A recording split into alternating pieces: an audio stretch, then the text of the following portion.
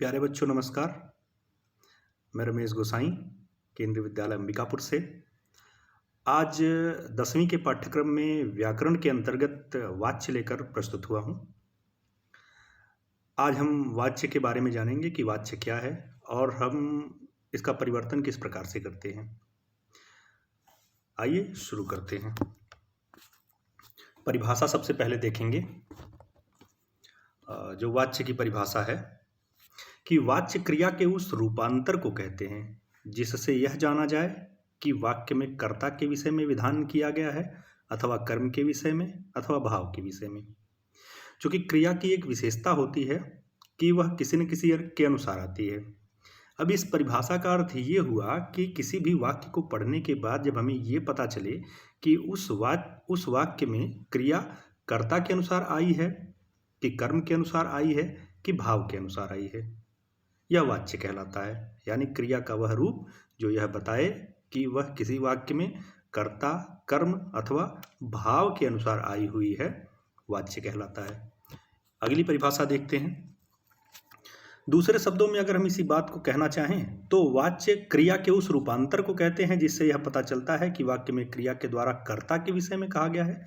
बात वही फिर से दोहराई जा रही है कि माने जो क्रिया है वो किससे जुड़ी हुई है, कर्ता से जुड़ी हुई है, अथवा कर्म के विषय में कहा गया है अथवा भाव के विषय में कहा गया है।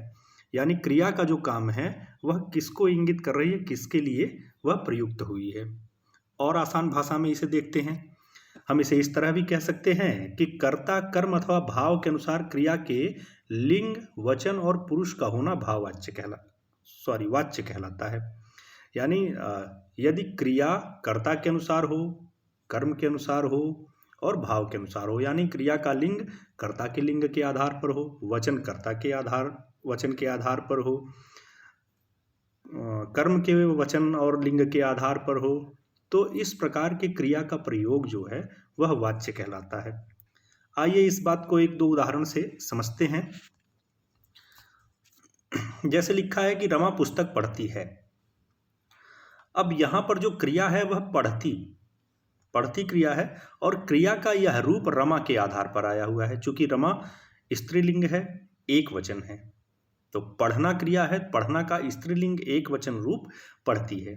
यानी क्रिया रमा के आधार पर आई हुई है, रमा को फॉलो कर रही है, रमा का साथ दे रही है। तो इस प्रकार हम सीधे सीधे कह सकते हैं कि यहाँ जो क्रिया है यह कर्ता के आधार पर आई है, कर्ता के लिंग वचन को फॉलो कर रही है, उसका साथ दे रही है, इसलिए यह क्रिया का कर्तृवाच्य रूप है। दूसरा उदाहरण देखिए।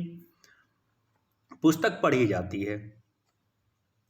अब यहाँ पर कोई है जिसके द्वारा पुस्तक पढ़ी जाती है, तो यहाँ पर यह जो वाक्य है यह कर्मवाच्य में लिखा गया है। इसमें जो प्रधानता दी गई है वह पुस्तक को दी गई है। पुस्तक जो है वो कर्म है, क्योंकि क्रिया का प्रभाव कर्म पर पड़ता है। तो पढ़ने का काम किसका हो रहा है? किताब का हो रहा है। पढ़ने वाला कोई और है, वो करता है, उसकी बात नहीं की गई है, इसलिए उसे लिखने की भी जरूरत नहीं थी। तो पुस्तक पढ़ी जाती है, लेकिन जो पुस्तक है वह एक वचन नपुंसक लिंग है, और जो नपुंसक लिंग है वो हिंदी में आता नहीं है। इसलिए हम जो ऐसी चीज़ें हैं उसको भी पुल्लिंग और स्त्रीलिंग के बीच में ले जाना चाहते हैं। तो इस हिसाब से जो पुस्तक है वो स्त्रीलिंग हो जाएगी। तो पुस्तक जो है वो पढ़ी जाती है। अब एक वचन स्त्रीलिंग यह भी हो गया। तो यहाँ पर जो क्रिया है पढ़ी जाती है या पढ़ना, वह किसके आधार पर आई है? पुस्तक के आधार पर आई है। और पुस्तक क्या है? इसमें कर्म है, इसलिए यह जो प्रयोग है यह कर्मवाच्य के अंतर्गत आएगा। अगला देखिए कि मोहन से पढ़ा नहीं जाता है। अब देखिए, मोहन से पढ़ा नहीं जाता है। मोहन पढ़ता है या मोहन से पढ़ा नहीं जाता या मोहन नहीं पढ़ता है। अलग अलग प्रकार के यदि हम इन वाक्यों को देखें तो अगर हम इसको कर्ता कारक ले जाएं तो मोहन नहीं पढ़ता है ये होगा। लेकिन यहाँ पर लिखा गया है कि मोहन से, ध्यान दीजिएगा, यहाँ पर से जो कारक चिन्ह है वह इसे कर्ण कारक में ले जाता है, अर्थात वो साधन है। लेकिन पढ़ने का काम क्या होता है? जो पढ़ना भाव है कि वह पढ़ ही नहीं पा रहा है, पढ़ना उसके लिए मुश्किल है, उसके लिए कठिन है। यानी पढ़ना जो भाव है, मोहन से पढ़ा नहीं जाता, उसके भाव के आधार पर। अब पढ़ना जो क्रिया है वह मोहन के भाव के आधार पर कि उससे होता नहीं है।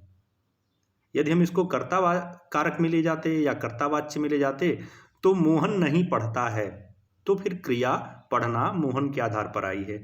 लेकिन यह उसके भाव, चूंकि भाव कोई वस्तु नहीं होती है, यह एक प्रकार की भावना है, सोच है कि उससे पढ़ा नहीं जाता, अर्थात उसकी क्षमता में नहीं है कि वो पढ़ नहीं सकता।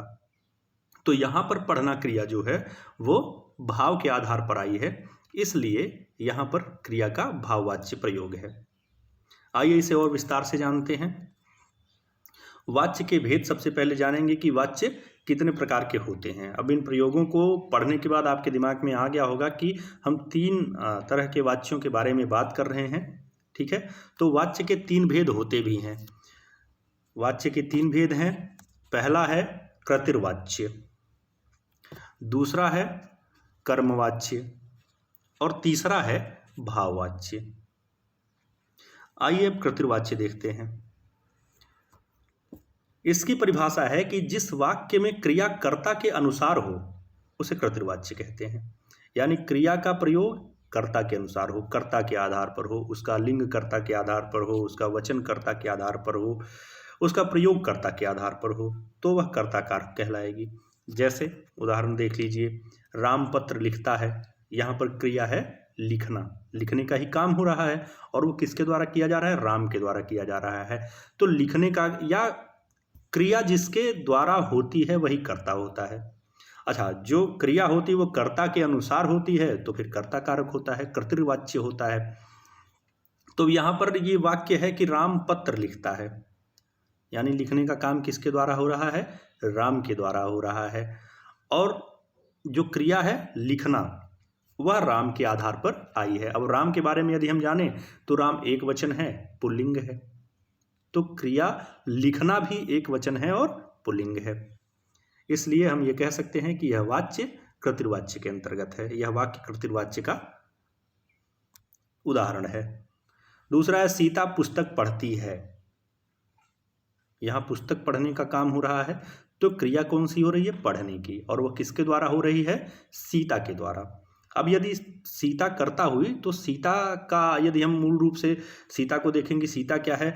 अब व्याकरण की दृष्टि से तो सीता कर्ता है, संज्ञा है, स्त्रीलिंग है और एक वचन है। और वही पढ़ना क्रिया जो पहले थी पढ़ धातु से पढ़ना बनती है, लेकिन अब वो पढ़ती है, यानी वह सीता के अनुसार एक वचन में ही स्त्रीलिंग में बदल गई है। इसलिए यह वाक्य भी कृतिर्वाच्य के अंतर्गत आएगा। अगला उदाहरण देखिए, रचना कविता रचती है। रचना कोई है जो एक कविता रचती है, लिखती है।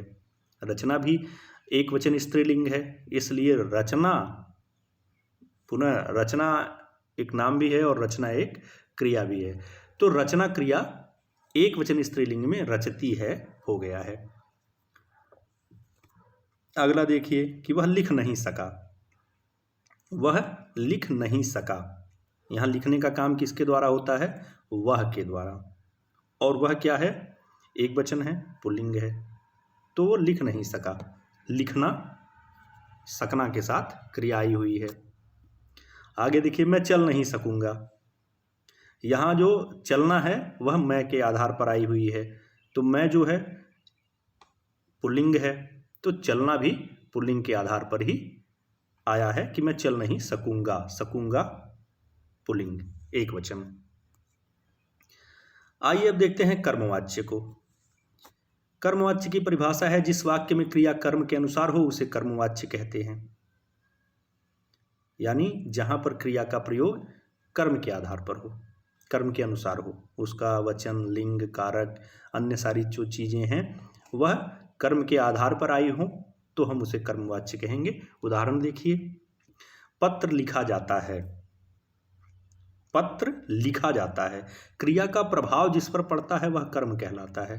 लिखने का प्रभाव किस पर पड़ रहा है? पत्र पर। लिखा क्या जा रहा है? पत्र ही लिखा जा रहा है। पत्र क्या है? एक वचन है, पुल्लिंग है, तो वह जो क्रिया लिखना है वह उसी के आधार पर आई है कि वह लिखा जाता है। अगर ये पत्र, इसकी संख्या बढ़ा दी जाती कि बहुत से पत्र, तो फिर तुरंत ये लिखना जो है वो लिखे जाते हैं हो जाता, बहुत से पत्र लिखे जाते हैं। तो अगर वो बहुवचन होता तो ये भी बहुवचन होता। यहाँ पर पत्र अकेला है इसलिए एक वचन की क्रिया आई हुई है। दूसरा है पुस्तक पढ़ी जाती है। पुस्तक जो है, पुस्तक पढ़ी जाती है, जो पुस्तक है वो किसी के द्वारा पढ़ी जाती है, कोई है जो उस पुस्तक को पढ़ता है, लेकिन पुस्तक यहाँ स्त्रीलिंग के रूप में प्रयुक्त हुआ है तो यहाँ पर उसकी क्रिया पढ़ी जाती है, स्त्रीलिंग के आधार पर आई है, एक वचन में आई है। रचना द्वारा कविता रची जाती है। जो पिछले हमने पढ़ा उदाहरण कृतिवाच्य में, हम उसका कर्मवाच्य देखते हैं कि रचना द्वारा कविता रची जाती है। अब यहाँ पर जो रची जाती है यह कविता के आधार पर आई है।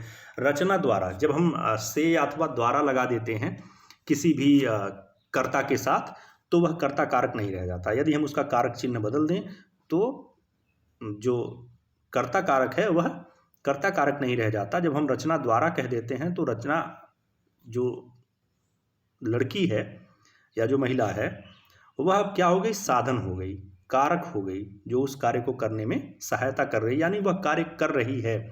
लेकिन अब चूंकि वह कर्ण कारक के साथ है तो इसलिए वह केवल एक साधन मात्र है, और जो काम हो रहा है, जो रचा जा रहा है, वो उसका प्रभाव किस पर पड़ रहा है, कविता पर पड़ रहा है। इसलिए कविता यहाँ कर्म है, और जो क्रिया आई हुई है, रची जाती है, वह कविता के आधार पर आई हुई है। इसलिए हम इस वाक्य में पाएंगे कि यह वाक्य कर्मवाच्य के अंतर्गत आता है। मेरे द्वारा अपने अनुज को पीटा गया। मेरे द्वारा माने मैं कौन हूं, साधन हूं, मैं काम करता हूं, मेरी सहायता हो रही है किसी काम को करने में। द्वारा लगाने के कारण यह कर्म, वैसे मैं अपने अनुज को पीटा, मैंने अपने अनुज को पीटा, यदि यह वाक्य होता तो यहां पर मैं करता हूं, मैंने किया। लेकिन यदि इसी को मेरे द्वारा अपने अनुज को पीटा गया, तो पीटा गया जो क्रिया है वह अनुज के लिए आई है। अनुज के लिए पीटने का काम किसके ऊपर हो रहा है, अनुज माने छोटे भाई के ऊपर हो रहा है। छोटे भाई, क्रिया का प्रभाव छोटे भाई पर पड़ रहा है, यानी पीट वही रहा है, और मैं कौन हूं, मैं उस पीटने का साधन बन गया हूं। से अथवा द्वारा लगाने के कारण, मेरे से अपने अनुज को पीटा गया, मेरे द्वारा अपने अनुज को पीटा गया, तो से और द्वारा कर्ण कारक के चिन्ह है। अब जब वो मैं के साथ लग गया तो फिर जो मैं है वह कर्ता नहीं रह गया, वो कर्ण कारक हो गया, और अपने अनुज को पीटा गया तो जो अनुज है वो कर्म हुआ, और पीटा गया उसी कर्म के आधार पर यहाँ पर प्रयुक्त हुआ है, इसलिए यह वाक्य भी कर्म कारक कर्मवाच्य का है। आइए भाववाच्य में आते हैं। भाववाच्य में सबसे पहले हम भाव जानेंगे। इसमें कर्ता और कर्म की प्रधानता नहीं होती है। परिभाषा देखिए, जिस वाक्य में क्रिया कर्ता और कर्म को छोड़कर भाव के अनुसार हो, न वह क्रिया के आधार पर आई हो, न वह कर्ता के आधार पर आई हो, न वह कर्म के आधार पर आई हो, बल्कि वो भाव के आधार पर, जो किसी काम का होना है, अपनी इच्छा है, उसके आधार पर आई हो। और अमूमन इसमें होता है कि वह सामान्य क्रिया होती है, एक वचन पुल्लिंग होती है। अब भाव के आधार पर अगर वो बदलती है, स्त्रीलिंग होती है, बहुवचन होती है तो होगी, लेकिन सामान्यतया जो इसके बारे में बात है कि वह सामान्य क्रिया एक वचन पुल्लिंग की होगी। आइए उदाहरण देखते हैं। बात आपको समझ में आई है कि वह न कर्ता के आधार पर होगी न कर्म के आधार पर होगी, और तीसरा एक भाववाच्य हमारे पास बचता है तो फिर वह उसी के आधार पर होगी, तो फिर वाक्य भाववाच्य के अंतर्गत आएगा। जैसे उससे बैठा नहीं जाता, उससे, से अथवा द्वारा, उस जो है वह सर्वनाम है, इसका ये रूप है उससे, तो सर्वनाम यहाँ कर्ता का काम कर रहा है लेकिन कर्ता कारक में नहीं है। और जो बैठना क्रिया है वह बैठा नहीं जाता, या उसके भाव के आधार पर, अर्थात यह उसके लिए संभव नहीं है या उसके लिए कठिन है, ऐसी बात आ रही है। तो भाववाच्य के अंतर्गत हमें सिर्फ इतनी बात ध्यान रखनी पड़ती है कि जो क्रिया है वह कर्ता के आधार पर ना हो और कर्म के आधार पर ना हो। दूसरा उदाहरण देखते हैं। राम से खाया नहीं जाता। राम नहीं खाता है, कर्तावाच्य हो जाएगा, कृतिवाच्य हो जाएगा, लेकिन राम से खाया नहीं जाता, यह उसके भाव को व्यक्त कर रहा है कि खाना उसके लिए संभव नहीं है, इसलिए यहां पर भी ये कर्मवाच्य का वाक्य है। अगला उदाहरण देखिए, उससे लिखा नहीं जा सका। उससे कर्ता यहाँ नहीं है। लिखा नहीं जा सका, सकना यह उसका भाव है और वो नहीं जा सका, लिखा नहीं जा सका। तो क्रिया जो लिखा है वह भाव के आधार पर आई हुई है, इसलिए यहाँ पर भी भाववाच्य है। मुझसे चला नहीं जा सकेगा, सर्दी में उससे खेला नहीं जाता। इसमें कोई भी क्रिया कर्ता अथवा कर्म प्रधान नहीं है, सारी क्रियाएं भाव के आधार पर आई हैं, इसलिए यहाँ पर भाववाच्य है। चलिए हम कर्तृवाच्य से कर्मवाच्य में किस तरह से परिवर्तन करते हैं, इस पर बात करते हैं कि कर्तृवाच्य से कर्मवाच्य में परिवर्तन के लिए हमें निम्नलिखित कार्य करने चाहिए। ध्यान दीजिएगा, आपकी परीक्षाओं में सिर्फ यही आता है। या तो आपके सामने एक वाक्य होगा जिसे आपको पहचानना होगा कि वह किस वाच्य का है, अन्यथा कोई एक वाक्य दिया रहेगा और उसके सामने कोष्ठक में दिया रहेगा कि इसको दूसरे किसी वाच्य में परिवर्तन करिए। इसी तरह से कि कर्तृवाच्य का वाक्य होगा उसे कर्मवाच्य में परिवर्तित करना होगा, या कर्मवाच्य का होगा कर्तृवाच्य में, कर्तृवाच्य होगा भाववाच्य में, भाववाच्य का होगा तो कर्तृ अथवा कर्मवाच्य में परिवर्तित करना होगा। तो हमें क्या करना चाहिए और किस प्रकार से परिवर्तन होता है, आइए इसको देखते हैं। सबसे पहली चीज तो हमें यह करनी चाहिए कि कर्ता कारक में कर्ण कारक का चिन्ह से अथवा द्वारा का प्रयोग करना चाहिए। अर्थात जो हमारे वाक्य में कर्ता है हमें उसे कर्ता की पोजीशन से हटा देना चाहिए, कर्ता की स्थिति से हटा देना चाहिए। और इसका सबसे आसान तरीका है कि कर्ता के साथ कोई ऐसा कारक जोड़ दीजिए कि वो कर्ता ना रह पाए, इसलिए उसे कर्ण कारक का चिन्ह जोड़ देना चाहिए। तो जब वो कर्ता नहीं रह जाएगा तो फिर या तो कर्म बचेगा या फिर भाव बचेगा। उसके बाद फिर दूसरा स्टेप क्या करना चाहिए, पहला चीज तो ये कि यदि कर्ता है तो फिर उसे कर्ता कारक की जगह से हटाइए। जगह से हटाने का क्या तरीका है, उसमें कर्ण कारक की कारक चिन्ह जोड़ दीजिए, से अथवा द्वारा लगा दीजिए। मुझसे, मैंने है, मैंने उसे पीटा तो आप लिख दीजिए मुझसे उसे पीटा गया, ठीक है। वह खाना खाता है तो उससे खाना खाया जाता है। तो इस तरह से सबसे पहला काम कि हम कर्ता कारक को कर्ता कारक की पोजीशन से हटाएंगे। दूसरा काम क्या करेंगे, कर्म को कारक चिन्ह से रहित करना चाहिए। जो उसमें कर्म है, चूंकि अब वो कर्ता का काम करने वाला है, क्रिया उसके अनुसार आने वाली है, तो इसलिए उसके अगल बगल यदि कोई कारक लगा हुआ है तो उस कारक को समाप्त कर देना चाहिए। जिस तरह से अभी कर्ता कारक बिना कारक के था, तो हमें क्या करना है, कर्ता कारक में कारक लगा देना है और कर्म को कारक से अलग कर देना है। तीसरा देखिए, क्रिया को कर्म के लिंग वचन पुरुष के अनुसार रखना चाहिए, अर्थात कर्म प्रधान बनाना चाहिए।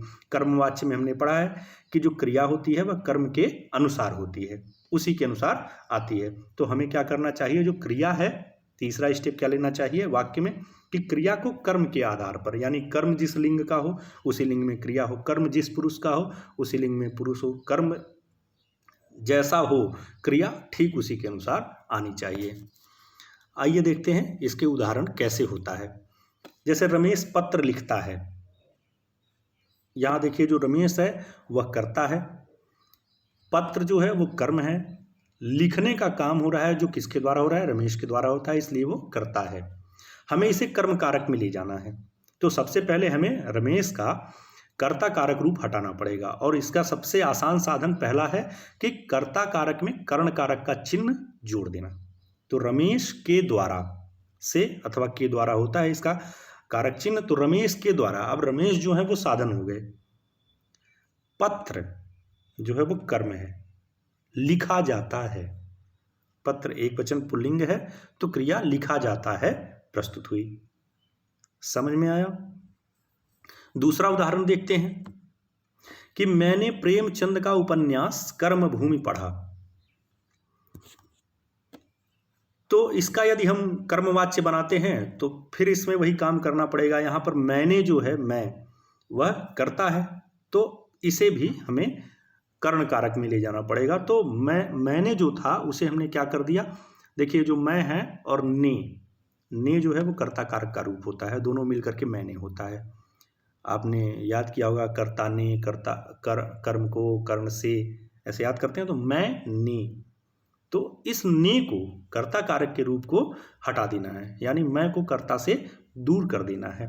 तो क्या करेंगे, सबसे पहले मेरे द्वारा प्रेमचंद का उपन्यास, प्रेमचंद का उपन्यास, यह पूरा एक कर्म है और इसमें जो मुख्य कर्म है वह उपन्यास है, बाकी प्रेमचंद का उसके साथ आया हुआ है। तो उपन्यास कर्म भूमि पढ़ा गया। अब जो उपन्यास है वो एक वचन पुल्लिंग है और उसी के आधार पर जो क्रिया है पढ़ा गया वो आई हुई है। तो बस आपको परिवर्तित करने में 4 नंबर के लिए इसी प्रकार के प्रश्न आएंगे। कृतिवाच्य में दिया रहेगा, कर्मवाच्य में आपको परिवर्तित करना रहेगा। तो मुझे लगता है कि आप लोगों को समझ में आया होगा। यदि न आए तो आप मुझे फ़ोन कर सकते हैं, व्हाट्सएप पर मैसेज कर सकते हैं, चाहे जैसे। चलिए आगे बढ़ते हैं कि अब कर्मवाच्य से कृतिवाच्य में किस प्रकार हम परिवर्तन करेंगे। मान लीजिए कि अभी हमारे सामने कृतिवाच्य में वाक्य था और हमें उसे कर्मवाच्य में ले जाना था। अब हम कर्मवाच्य का वाक्य पाएं और उसे कृतिवाच्य में ले जाना चाहें तो क्या करना पड़ेगा, आइए देखते हैं। कर्ता कारक के अपने चिन्ह या तो कुछ नहीं होता है या फिर ने होता है, वो आवश्यकता अनुसार लगा देना चाहिए। अब कर्मवाच्य का वाक्य है तो जाहिर है उसमें जो कर्ता होगा वह कर्ण कारक में होगा या किसी और कारक में होगा। और सबसे पहला हमें काम क्या करना है कि उस कर्ता कारक को कर्ता कारक में ले आना है। वो चाहे जिस कर्ण कारक में हो या चाहे जिसमें हो, कर्ता को कर्ता कारक बनाना है दूसरे किसी कारक से हटा करके। तो उसके लिए हमें कर्ता कारक का चिन्ह लगाना पड़ता है। वो ने होता है अथवा कुछ नहीं होता है। 2 स्थितियां हैं। कभी कभी बिना चिन्ह के भी कर्ता कर्ता का काम करता है। जैसे मैं खाता हूं तो यहाँ ने की जरूरत नहीं है, लेकिन फिर भी काम मैं के द्वारा हो जा रहा है। दूसरा काम हमें क्या करना पड़ता है, यदि वाक्य की क्रिया वर्तमान और भविष्यत की है तो कर्ता के अनुसार क्रिया की रूप रचना रखनी चाहिए। यानी जो क्रिया है वह वर्तमान काल में हो और भविष्यत काल में हो। ठीक है, जैसे वो पढ़ता है, पढ़ेगा, यानी प्रेजेंट में हो अथवा फ्यूचर में हो। तो हमें जो क्रिया है वो किसके अनुसार रखनी चाहिए, कर्ता के अनुसार रखनी चाहिए। यानी वाक्य में जो कर्मवाच्य का वाक्य है वहां सबसे पहले हमें कर्ता को कर्ता कारक में ले आना चाहिए, चूंकि वो कर्ण कारक में होगा। दूसरा काम हमें ये करना चाहिए कि जो वाक्य की क्रिया है वह किसके अनुसार रखनी चाहिए, कर्ता के अनुसार रखनी चाहिए। उसके लिंग वचन और पुरुष को फॉलो करना चाहिए, उसके अनुसार होना चाहिए। तीसरा काम क्या करेंगे, भूतकाल की सकर्मक क्रिया रहने पर कर्म के लिंग वचन के अनुसार क्रिया को रखना चाहिए। अब मान लीजिए भूतकाल में है और कर्म आया हुआ है तो जो क्रिया है वह कर्म के अनुसार रहेगी, तो फिर क्रिया के रूप में कोई परिवर्तन नहीं होगा। यानी भूतकाल में पास्ट टेंस में यदि सकर्मक क्रिया है, यानी ऐसी क्रिया आई हुई है जिसके साथ कर्म भी है, जैसे मेरे द्वारा पुस्तक लिखी जाती है, नहीं ये तो वर्तमान में,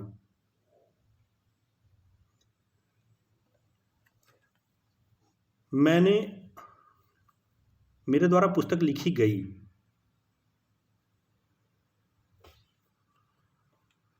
तो फिर यदि हम इस तरह का प्रयोग करते हैं कि भूतकाल में उस वाक्य को ले जाते हैं कि मेरे द्वारा पुस्तक लिखी गई थी, तो यहाँ पर जो क्रिया है वह पुस्तक के आधार पर आई है और वो लिखी गई थी, भूतकाल में भी है।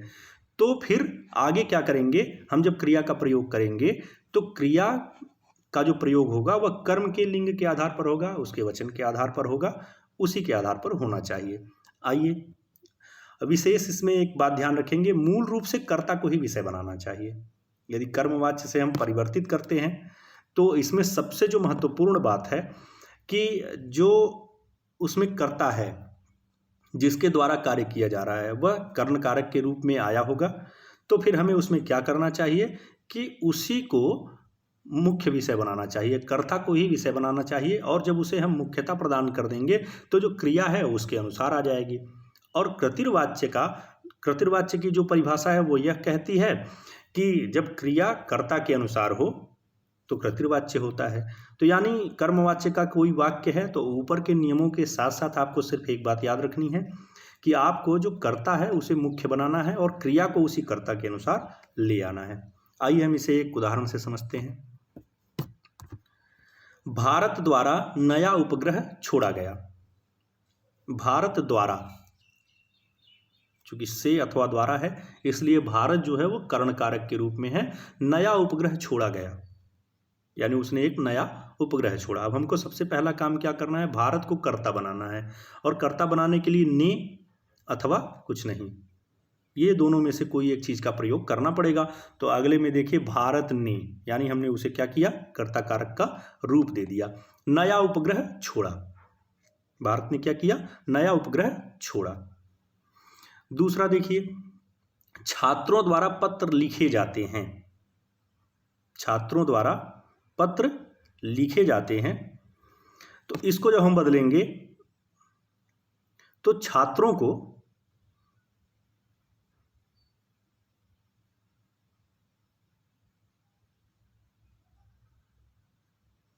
हाँ ठीक है कोई बात नहीं, मुझे लगा छात्र एक वचन में आ गया है, जबकि हैं पर बिंदी है। छात्रों द्वारा पत्र लिखे जाते हैं, तो छात्र जो हैं वो साधन के रूप में हैं, करण कारक के रूप में आए हुए हैं, और लिखा क्या जा रहा है, पत्र, पत्र लिखे जाते हैं। जो पत्र हैं वो चूंकि बहुत सारे बच्चे लिख रहे हैं, तो पत्र भी बहुत संख्या में होगा, तो वो लिखे जाते हैं बिंदी है, इसलिए हम पत्र को यहाँ पर बहुवचन मानेंगे, पुल्लिंग और बहुवचन मानेंगे। इसका जब हम छात्रों को जो है वो कर्ता कारक में ले जाएंगे, तो जो छात्र, यहाँ पर ने की कोई आवश्यकता नहीं है, यहाँ पर छात्र को हैं की बिंदी के साथ बहुवचन बनाया गया है। तो पत्र लिखते हैं, यानी जो सारे छात्र हैं वो क्या करते हैं, पत्र लिखते हैं। यहाँ पर छात्र को कर्ता कारक में ले जाने के लिए किसी चिन्ह की आवश्यकता नहीं है, इसलिए वह सीधे सीधे कार्य कर गया है। आगे देखिए, कृतिर्वाच्य से भाववाच्य में यदि हमको परिवर्तन करना हो, यदि कृतिर्वाच्य कर्ता वाच्य का कोई वाक्य हो और उसे भाववाच्य में ले जाना हो, तो हमें क्या करना चाहिए, आइए देखते हैं। कर्ता के साथ से अथवा द्वारा चिन्ह लगाकर उसे गौण किया जाता है। ठीक वही कर्मवाच्य का कार्य इसमें सबसे पहले कर्ता के साथ करना पड़ेगा, कि कर्ता को कर्ता न रहने दिया जाए, उसे हटा दिया जाए। तो फिर क्या करेंगे, उसे करण कारक का चिन्ह से अथवा द्वारा लगाकर उसे छोटा कर देंगे, हटा देंगे कि वह कार्य नहीं कर रहा, वो साधन है मात्र। दूसरा काम करते हैं कि मुख्य क्रिया को सामान्य क्रिया व अन्य पुरुष पुल्लिंग एक वचन में स्वतंत्र रूप से लिखा जाता है। यानी जो क्रिया होती है, मुख्य क्रिया होती है, उसका जो सामान्य रूप होता है, जनरली हम जो क्रिया का मूल रूप प्रयोग करते हैं, उसी रूप में अन्य पुरुष पुल्लिंग एक वचन में लिखा जाता है। यानी भाववाच्य में क्रियाएं अन्य पुरुष पुल्लिंग और एक वचन में आएंगी। तीसरा चीज, भाववाच्य में प्रायः अकर्मक क्रियाओं का प्रयोग होता है।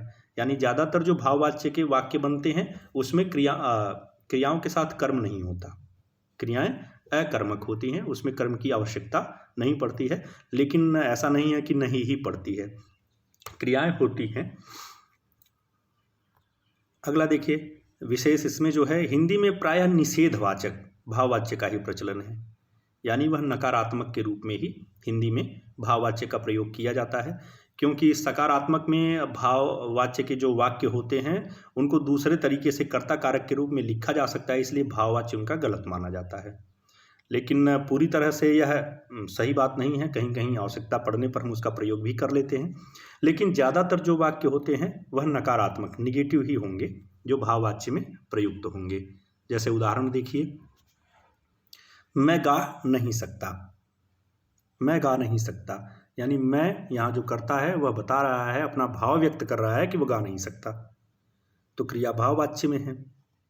इसे हम जब नहीं, जो क्रिया है वो कर्ता के अनुसार आई है कि वो गा नहीं सकता, इसे जब हम भाववाच्य में बदलेंगे तो मुझसे, यानी मैं का जो करण कारक रूप है वह मुझसे क्या नहीं होता, गाया नहीं जाता, यानी नकारात्मक निगेटिव रूप में आया है कि जो मैं गा नहीं सकता था, इसको जब हम भाववाच्य में बदलेंगे तो मुझसे गाया नहीं जाता। यहाँ जो मैं है उसे हमने कर्ता कारक से हटा दिया, और क्रिया जो गाना है, गाना क्रिया है, जो भाव है उसके अनुसार प्रयोग किया कि गाया नहीं जाता।